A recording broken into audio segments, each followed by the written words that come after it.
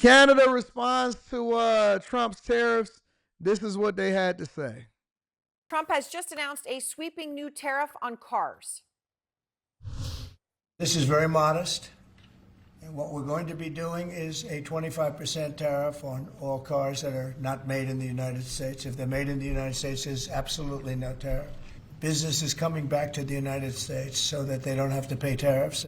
President Trump announced 25% tariffs against our auto industry.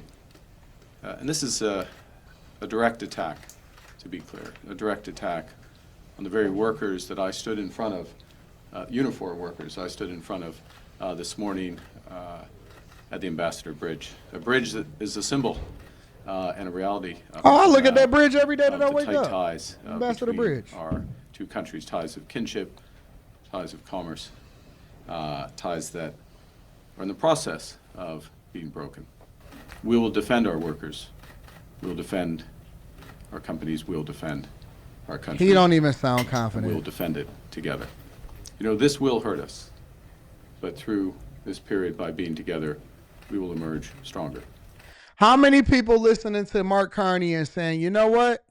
I'm feeling confident about the prospects of how this is going to turn out for Canada. How many of you Canadians are listening to this guy that has no confidence, is a worse version of Justin Trudeau?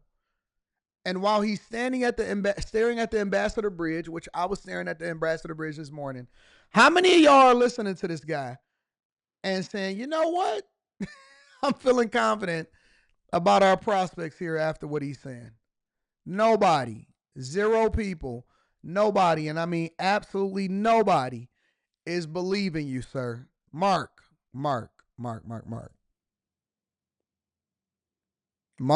it's not looking good for y'all, bro. I think what's happened, and this was part of our discussion, over the course of the last several months, Canadians as a whole across Y'all the might as well country move to America. have gotten over the shock of the betrayal and are learning the lessons. We have to look out for You ourselves. don't even know what and to we say have right now. to look out for each other. It would be appropriate that the President and I speak, given the action that he's taken. I'm sure that will happen soon. I'm not going to give you a precise timing on that. In terms of options, which was the second part of Ms. Martin's question, even during a caretaker period of government, we have anticipated this possibility.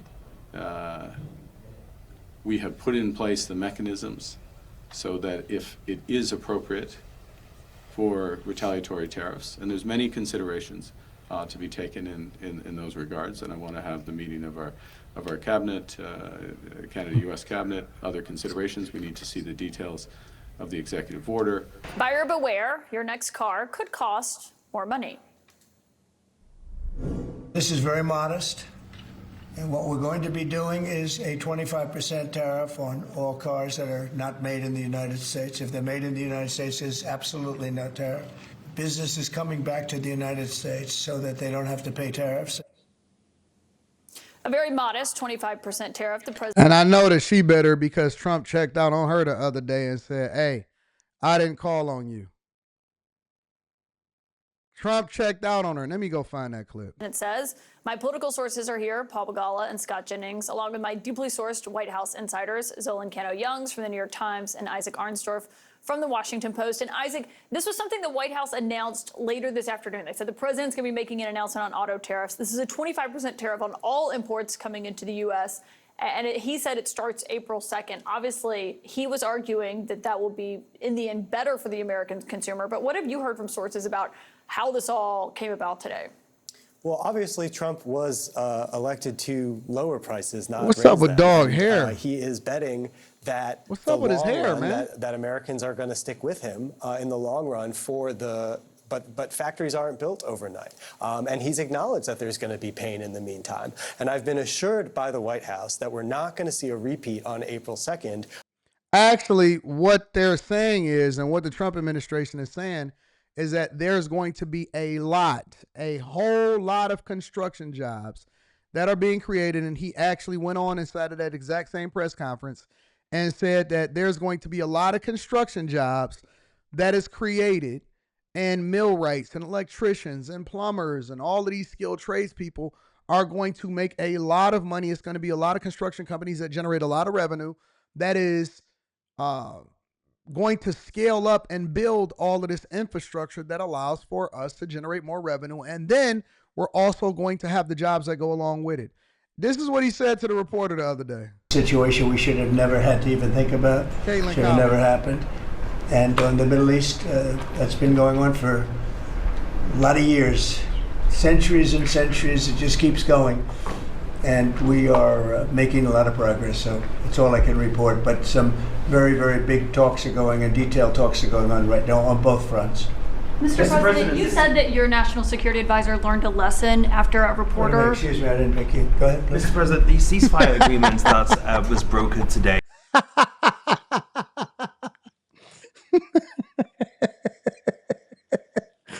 Let's continue, man. Of what happened a month ago, where the markets panicked, the other countries scrambled, and they agreed, well, we have some concessions, let's work it out, let's pause it, let's delay it a month. You know, is this going to be happening every month? Are we going to have that whiplash scare every month that then gets dialed back? I've been assured this time, April 2nd is real. Well, what happens if April 2nd is real? Because I think that's what all of these, the car makers, the automakers, everyone else who's going to be affected by these tariffs has been looking at, saying, do we need to actually prep for this, or is it going to be an exception, a pullback, whatever we've seen before previously? Which we've seen in the past, right? Particularly when it came to tariffs on Mexico as well, and when it came to Canada. I remember that, and when he threatened tariffs initially on Mexico, I traveled there, talked to officials who were asking those same questions. Is this for real? Which is often the question that comes up. Is this just politically advantageous to issue the rhetorical threat of this economic penalty, or to actually go through with it? You mentioned that he acknowledged also the pain that consumers might feel. I think it's more than just he's betting that Americans will be patient here with any sort of economic frustration. That acknowledgement is also part of a resetting of expectations in a way. We have to remember that during the transition, Trump said he would bring down consumer prices immediately and address inflation immediately. And it is already being addressed, and inflation is already going down. Egg prices is already down. Price of groceries is already going down. And so, yes, he did. Within 2 months of him becoming president of the United States of America, he started to bring down prices. And inflation is going down even more after 2 months, after only 2 months. You know what's so funny? We're judging Trump, which is he's doing a phenomenal job, by the way. We're judging Trump's presidency, but we had no criticism overall for the Biden administration over 4 years. We've been judging Trump over the last 2 months, but we judged Biden and we didn't hold his feet to the fire for anything that he didn't do. All he did was cause raises of inflation. You start to see just in recent weeks the president and other officials saying, hey, look, now that we're in office, these tariffs, it may come with some economic pain, particularly if they do go through with it on April 2nd. Somebody said eggs are still $12 around my way. Well, then get off the Indian reservation and come into society. Come into regular America. I don't know about where your way is.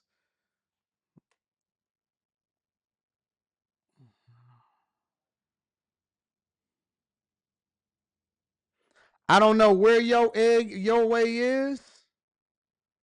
But I'm looking at Eggland's Best extra large white eggs, $3.99.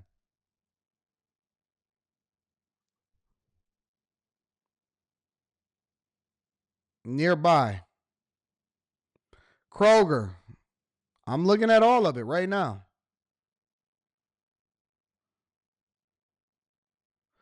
60 count. A 60 count is at Walmart is 60 count. A whole box at Walmart is $22. And it's $4 for a dozen of extra large. So I don't know where y'all live. Where y'all living at? What are y'all talking about?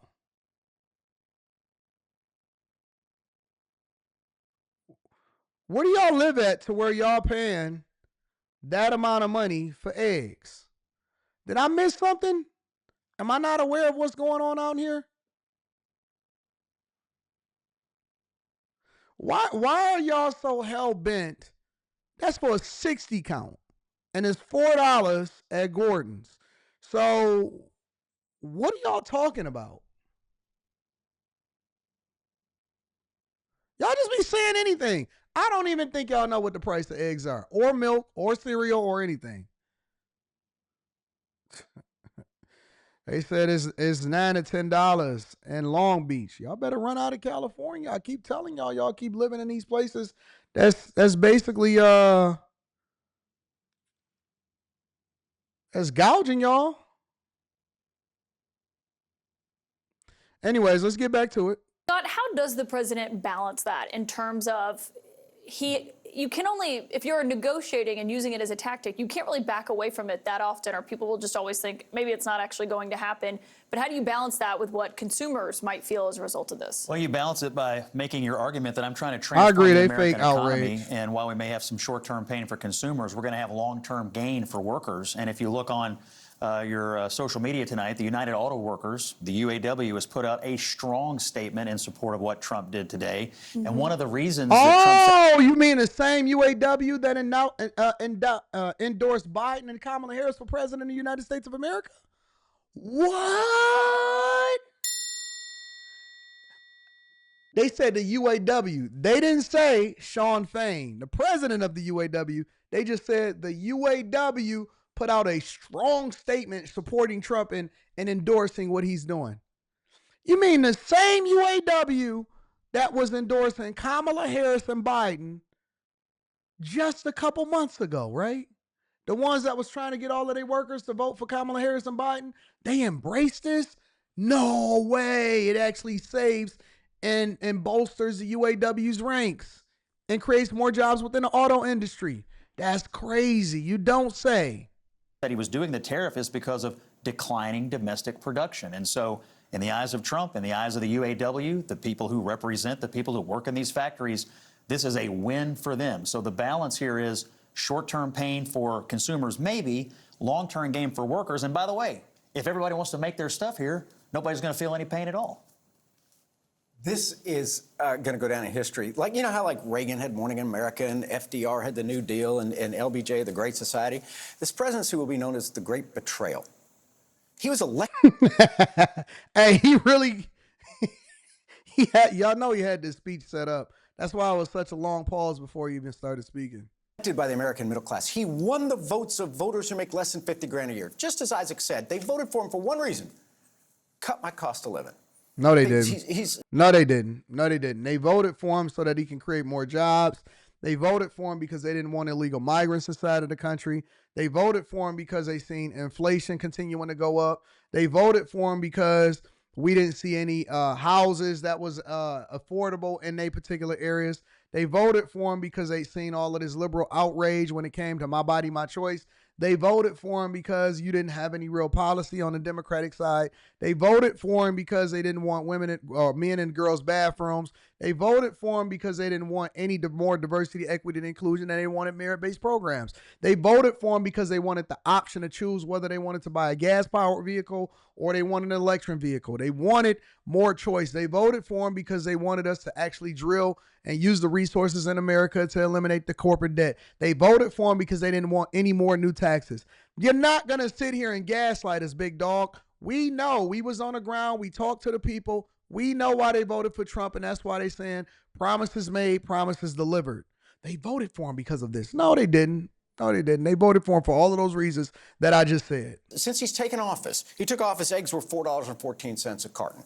They're $5.89 today. Gas was $2.95 a gallon. They're $3.11 today. This is all from the Federal Reserve. I think you're off on the eggs. It's 100%. 100% he is. I just pulled it up.